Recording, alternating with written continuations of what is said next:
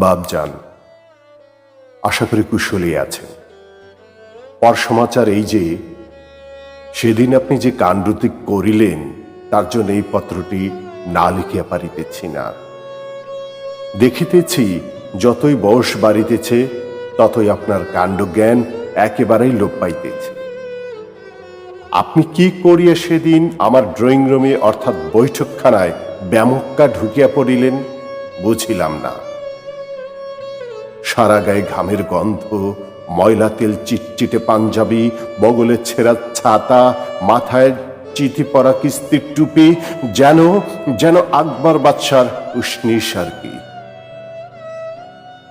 হাতে মাটির হাড়ি, সর্বোপরি দুপায়ের চামড়ায় কুচকুচে কালো রং, বোধ হয় লজ্জায় ঢাকিয়া ফেলিবার আশায় রাস্তার সবটুকু ধুলি মাখাইয়া পা দুটিকে মনে হইতেছিল চুনকাম করাইয়াছেন। কি লজ্জা!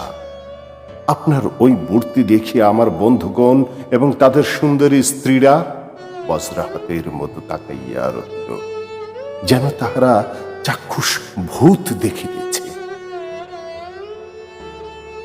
আর আমার অবস্থাটা একবার ভাবিয়া দেখুন।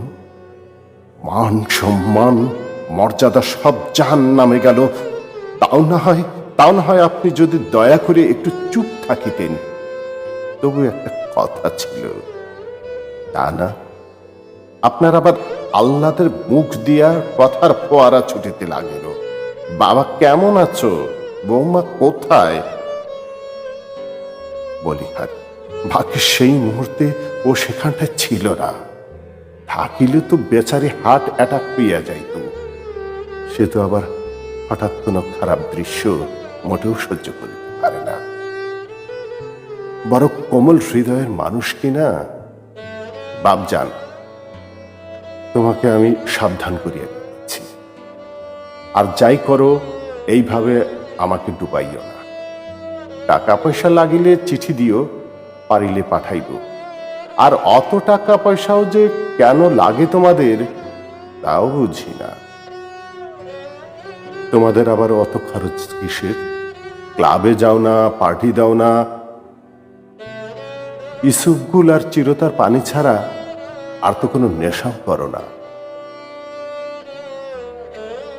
এইটুকু করিয়া দরিদ্র স্কুল মাস্টার পিতা আনমনে বলিয়া উঠিলেন, নেশা একটা আছে, বড় পুরনো নেশা, কিছুতেই ছাড়তে পারি না সেই নেশা।